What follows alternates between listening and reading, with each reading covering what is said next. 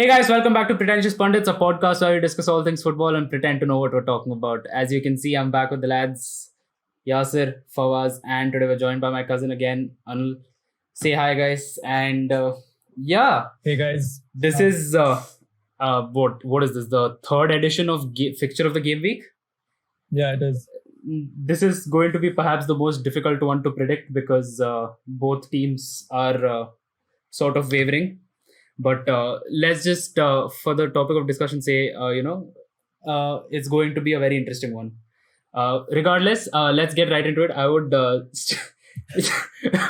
Fawaz, the game hasn't started. the game hasn't started, my man. Relax. Let's just get started. And I straight off the bat want to ask the Tottenham fan his thoughts about his opposition this week. I think Manchester United this season, I think it's very difficult to predict how they will play. Especially you see them play against Crystal Palace and Brighton, but then they improve their performance against Brighton in the Carabao Cup game.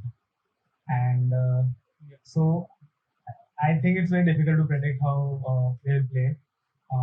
Plus, I'm scared of their midfield. Very scared of the midfield. Bruno, Pogba. They are walking penalties right there. So, really good at dribbling. Can easily make a fool out of Dyer or Sanchez easily. I think that's a very big problem area. Also, their attack. Rashford again is a very good dribbler as well. So the main thing that I think United has on us is the ability to dribble. And they will, I'm pretty sure, will try to get those fouls and tackles from us and try to win the game back. Right. And speaking of which, I feel like Fawaz has a lot of thoughts about how this game is going to go, and we've already seen before he's looking not so happy about this fixture. But regardless, what are your thoughts on this fixture, Fawaz? Whose favor do you see this going in? Yeah, so it's a really exciting game. So I don't know what to say. It's too good. Mourinho is doing a good job. Last year he was very unlucky with the injuries, but this season they've started off well, except for the draw against Newcastle, which was very unfortunate for them. Tottenham are doing well, so and Manu have had a rocky start to the season. So whoever gets the 3 points, they will. It will be very important for them in the race for top 4. And it's like it's a first big game for Man United before they face Crystal Palace and Brighton. So it's very important for them. Our side, I see the weakness is defense and some and midfield as well. If midfield are attacking defensive wise, they don't track back a lot, Bruno and all. So that's the problem. And Spurs on the other hand, they are doing brilliantly. Heung-min Son, Harry Kane, they have a lot of options up front, and they sign new players as well. Gareth Bale is not here, but still, in spite of him not being here, there are a lot of players who can just come and get goals for Spurs. So it will be a hard time for Manu's defense. And like Anil Bhai said, Manu also have good attacking options like Rashford, and Bruno Fernandes will always look to get the foul and get free kicks or penalties. So See, Fawaz knows. Fawaz knows. Yeah. He knows. That's clear. Last season we got so many penalties. So many. Right. I think it's not a bad thing if you're looking for those things. Like you have good dribblers, you go and ask them to go and. Yeah, I think defenders hate that. It's part of a strategy. It's part of a strategy. And if I'm not wrong, Son is out of the game. I don't think he's playing. Son is out. He's in the squad. He's in the squad. So he could start, and if he starts, then I think the game could be different. But what I'm thinking right now is that Son is not starting, and then Son doesn't start, Kane is not that effective. Right. They both need to come. Bergwijn maybe. Yes, maybe, but he played the 90 minutes against in the Europa League. I think. Let's see. The good thing about Spurs is like one or the other player steps up. It's not like, if Son doesn't play, sometimes Bergwijn steps up or Lucas Moura does that thing. And Kane has been so consistent. He just needs the right support from behind, from his midfield. So, like the last fixture I said about Manu, trying to take those fouls, and you guys remember Pogba tried to dribble in the end, and Dyer fouled him inside the box, and Yeah. we got 1 point. I thought we are going to lose that match for sure, but then towards the ending stages, Manu like always were trying to get those fouls. So Manu will try to play like that only, and they'll have a hard time in defense. I know I'm being so negative about my team, but that's the reality because the season has started and they don't look quite settled. One game they do well, one game they are not doing well. They're not so consistent. Right. Yeah. I feel like Yeah. United haven't had a proper preseason. I think they were involved in the FA Cup and then the Europa League as well. So they didn't have a Yes, proper yes. preseason. The same with Chelsea as well. That's what Ole always highlighted in all of his press Yeah. conferences before Right. games. Some players have played, some players haven't played, some players got international football. So not the whole squad isn't ready. So They weren't it together Yeah. for takes a some time. long time. I think his And, entire we point in don't- the pre-match conference was that against Crystal Palace that when he was questioned that his team choice. I think you were also very disgruntled with the team choice for us against Crystal I Palace. was, Danny I was absolutely James. shocked because Yeah. there were players who did so well last season, and they were they were always decisive. Greenwood, he cuts in, he takes shots. That presence is always there. And when Dan James comes, Dan James is just an out and out winger. He just goes, he tries to cross the ball. He's not that creative. He has Dan pace, James yes, is but overpriced roadrunner. yeah. I completely agree with you because he just shown glimpses of what he can do, but he can't do it at the big stage. Just like how Greenwood does the job. Right. No, I Yeah, get he the has to point. improve. He has to improve. I get the point, but speaking of, I think both teams both teams have a major concern in terms of defense alone, because the Yes. forwards are relatively set in their position. I mean, Son is not there, but people like players like Bergwijn can take his place. Obviously, maybe not so effectively, but Bergwijn does offer some of Son's qualities, like the pace he has, or maybe his dribbling skills. Not as good as Son, but it's going to be a challenge for Tottenham in terms of being able to deal with this fixture without Son. Like, he's named in the squad, and I think we're writing him off right now. But who knows? Maybe Mourinho might choose Son because this is a very important fixture. Yeah, I can see you praying there because who would want to lose a player like Son? I mean, it's like for Yeah. Liverpool losing a player like Salah or Mane for one game week, and it's just like Son is one of those integral players.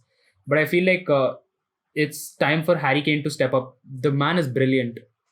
In my opinion, he's a complete striker. He can head the ball. He has an amazing he has amazing shot power, crazy shooting, amazing weak foot as well. Doesn't matter right or left, bangs them in. Amazing finishing, good control. So, and I feel like what some people do not praise him for enough is his ability to find other players. Like we saw when he popped up with like 4 assists for Son, and majority of them were like long balls through the players. They were like in between two players. Yeah. When Son finds those space, Kane just lobs the ball in. So moving on, I would like to ask Yasser, who's a neutral fan in this perspective, what are you expecting from a fixture such as this? Yeah, I think Mourinho is going to be his usual self. I think he's going to sit back, invite pressure. And then he'll obviously invite pressure and look to play on the counter with Lucas Moura and Bergwijn, I think, if Son doesn't play on the wings to, penetrate through the wings. I think Son is a huge miss, but I think there's another talking point which I want to ask Anil Bhai about, Dele Alli. Do you think, is he going to stay at the club right now or is he going to leave? What's going on with him? I think it's the same thing. It's the same story as with Ndombele, right? Tanguy also was rumored to leave, and Jose kept him out of the squad.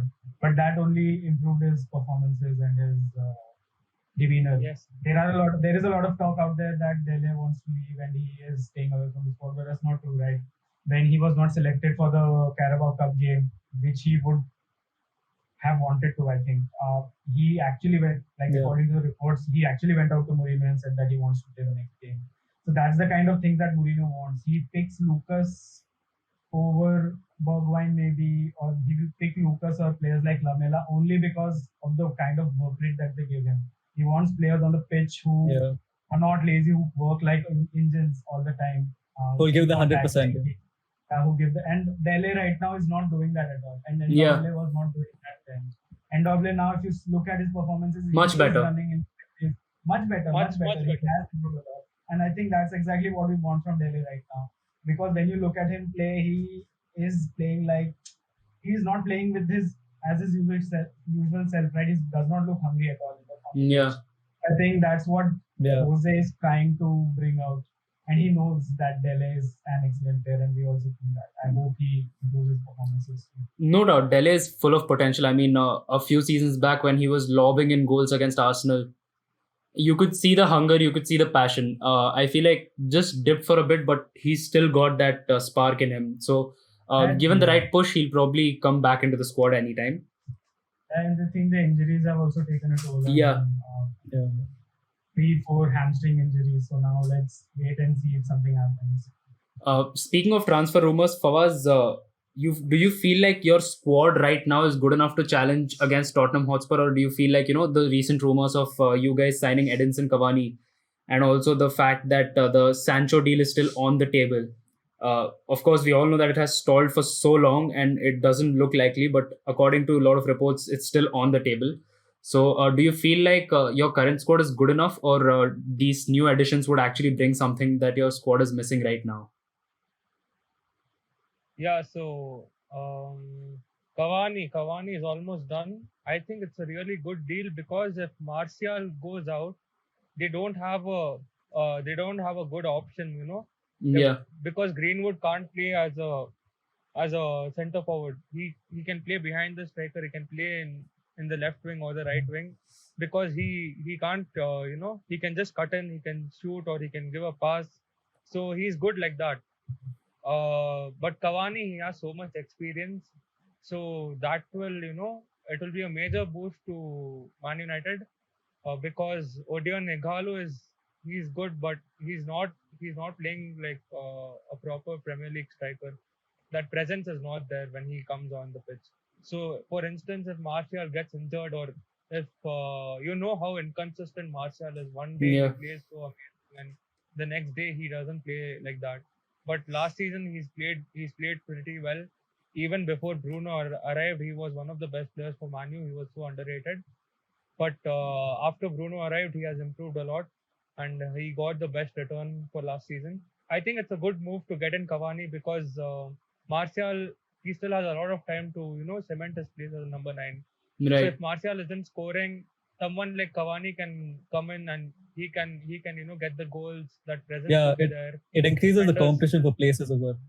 Yes, and because of that competition, because that and learning from someone like Edinson Cavani, who's a proven goal scorer in Europe for the past 7-8 years, I think it will Yeah. benefit Martial and Rashford as well as Greenwood a lot. Yeah. They can learn a lot from him, just like how Ibrahimovic was for a few players when he had arrived. Right. He was so influential and he played so well, in spite of being 35, 36-year-old. Yeah. So he played damn well. So players like that, it's a really good move for us. I'm really happy that Cavani is almost signing for us. But on the other hand, Jadon Sancho, I was really looking forward to Man U adding a winger. Even Bale was rumored this window. Bale was rumored. So A lot of players I don't actually. know. Yeah. Lot of players, every single player, every big player, they have to patch him with Man United going to sign or Liverpool going to sign. They have to, Always that they have has to be tell the the case. people. Yeah, I don't Yeah. know. Like everyone links. Reguilon was linked with Manu. So many players are just linked with Manu. But Right. I think Jadon Sancho at this point of time, 120 million is like too much for the club because everyone has suffered so much financially. True. If last window or something they would have asked 120 million, I think easily Manu would have splashed the cash. But yeah, Jadon Sancho would be a good addition, or any winger for that matter of fact would be a good addition for Manu, because Lingard not performing, and Dan James, he's good. He still has the potential to come on, but he's not a starter for the club. You can see that Yeah, he's not a starter. He can be an impact player. He can be a super sub. He can come in like late in the game and provide that pace, given some right, balls, and he can make those runs. He can play like that. So someone like Jadon Sancho coming, or any other winger coming for Man United, I think these two positions needed to be strengthened. Of course, defense, there is a lot of problems, but compared to the previous seasons where our defense did really, really bad, I think you need to give them another chance. Maguire, everyone criticizes him. Even I criticize him so much. I call him a fridge also, but he's done decent. He played all the games last season for our club. right. So I think giving these guys some time. There is Bailly, there is Maguire, there is Lindelof, Yeah, and there are players from the academy who are stepping up. right, So it's a balanced squad. There's competition for goalkeepers also, but these two positions, they were very important. One, we are Yeah. getting a striker, that's brilliant, but if we don't get a winger, it will be difficult. And Yeah. facing Tottenham with the squad, I think it's fine. It's not much of a big deal, because the squad is not like very weak without these two players. It's really good squad. Last season also you could see how they played against Spurs with this squad. So I don't see any weakness over here. But I'm just talking about the overall season. I'm talking from that perspective, how much these two positions, these two signings would have helped Man United. right. And at the end of that monologue, I would literally like to jump straight into the lineups. Alvia, who do you think Jose Mourinho might be looking to, looking at which player to replace Heung-min Son, and what formation would he prefer going up against a side like Man United? I'm not good with this formation thing because it's always very tricky to think what Mourinho does. True. For example, against Chelsea, also he was Three telling us back. that he will field a very weak team. He'll do that. He'll do this, and he fielded a pretty strong team. Yeah. I think. And I think Reguilon was brilliant in that game. He played really well. even after he made that mistake, I think he Yeah. played really well. I think I'm not sure about the formation, but I think if Heung-min Son doesn't play, I think Lamela will start Right. in his place, not Bergwijn, because I think Bergwijn played 90 minutes in the Europa League. Mm-hmm. But there is the small chance and there is some hope that Heung-min Son will start. And I hope if he does, he's 100% fit. Mm-hmm. Other than that, it's going to be the same. Son, if Son starts, then Son, Kane, and Lucas. Then we'll have Hoybier and Domble. I think Lo Celso is out of the squad, so I think Winks will start there. Right. And then we'll have Reguilon will start. Not sure about the centre backs. I think Dyer will definitely be there. And we'll Maybe have Sanchez to partner him. Sanchez is good. I think I Sanchez think- I think it's going to be Sanchez and Dyer. Yeah, Doherty Right. looks like he's set in the right back position. Right. I Yeah. don't think he, Definitely him. And Loris. Yeah. All right. And to the Man U fan, what do you think your formation is going to be? Except for the first game where I predicted 4-3-3, Ole played 4-2-3-1. I think the next games he was playing 4-3-3 only technically, where this one Fred played or McTominay played. Matic hasn't been involved so much, so I don't know who's going to start in the midfield, but I am sure Bruno is irreplaceable. I'm still confused if Van der Beek or Pogba might start. I don't know. Either of these two will start, and the other midfielder, McTominay, is doing decent. So I think McTominay or Fred might start. Yeah. You don't know if there are a lot of options in our team for midfield. So one or the other player, might start, and they all are good players. So I'm not worried. yeah, about the Fawaz, what midfield do you think? defense. Who do you think will start in the right back position? Is it Fosu Mensah or Wan Bissaka? Whom do you think will start this game? No. Ole will go for Van Bissaka over here. Probably Wan Yeah. Bissaka for a He- game he- like for a game this big. I don't see Fosu Mensah starting. Yeah, Fosu Yeah. Mensah is better on the ball, but I think Yeah. he'll be looking to defend Yeah. Spurs from the left-hand side. Yeah. I mean, there is a huge season ahead, and Fosu Mensah has shown what he can do. He's playing really well. Finally, after that, bright start to his Man U career, it had stalled somewhat. His career had stalled. Yeah, because of injuries. Yeah, because of a lot of injuries. So now he's coming back on track, and Ole trusts the players. That's what I love about him. So if any young player is playing well, Ole gives them the chance. He doesn't see small games, big games. They just have to build on their confidence. Players like Brandon Williams, players Right. like Mason Greenwood. Yeah. That's how they progressed, and now they are a vital part of the team. I think Ole is a fantastic man manager. Yes, It's not yes. tactician. That people would tell you he's not a great tactician, but I think is also not true.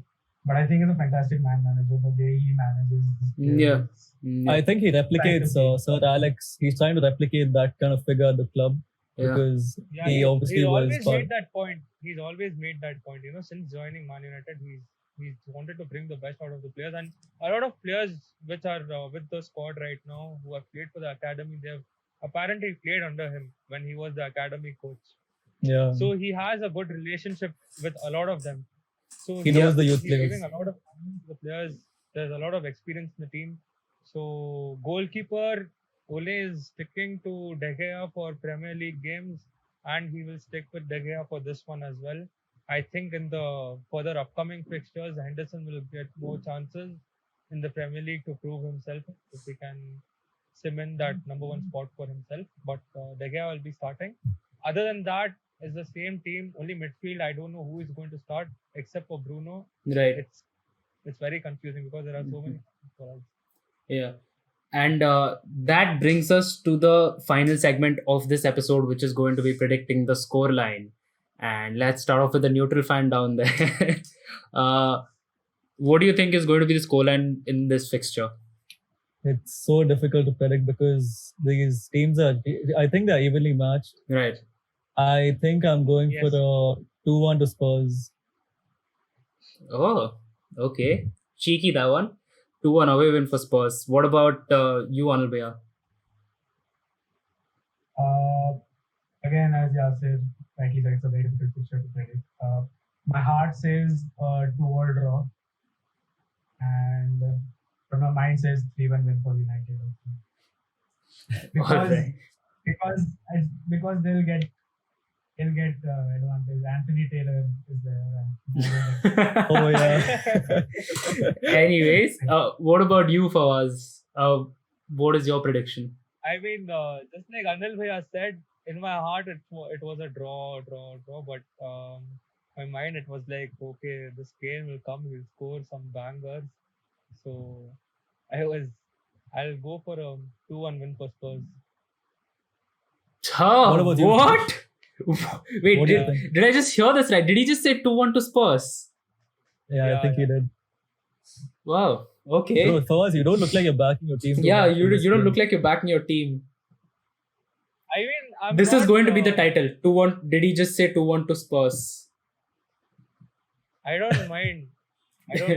Because our team, it doesn't look that much settled. They need I think some time. they look decent. They look promising against Brighton. in Yeah, the they league. look decent. Yeah, but that was just a League Cup fixture. So Premier League, the intensity is completely different. Right. I don't know what's gonna happen. And definitely Mourinho is going to come in with that attitude that, don't want to lose to his previous club. Especially after he got Yeah. treated. And adding to the point, Mourinho has never won against his previous clubs in his last 7 fixtures. Yeah. 2 draws, 4 losses. It's So, insane. Yeah, Suresh, what do you think? What do you think it's going on? It's going to be really difficult. I'm just going Exactly. to say 1-1 draw. 1-1 draw. It's going to be a very cagey affair. I feel like Man United are going to dominate the possession and Spurs are going to hit them on the counter and get a late goal. But Yeah, that is. beyond that, I don't see anything extra happening in this game. I certainly hope there's no VAR controversy again. Yeah. I hope it's not destroyed by that. It's usually United who just punt the ball up and just head it in against Spurs usually. Then win Yeah. against us usually. So, But I'm going for a 1-1 draw. I'm going for a 1-1 draw. Anyways, I think that brings us to the end of the episode. Thanks a lot for watching, guys. Please make sure to leave your predictions down in the comments section. And if you're new around here, make sure to follow our podcast, subscribe to this channel, share this video with your friends. Follow us on Instagram @PretentiousPundits and stream this episode on Spotify and Apple Podcasts, the links to which will be down in the description. Thanks a lot for watching, guys. Stay tuned for more. See you in the next one. See you guys.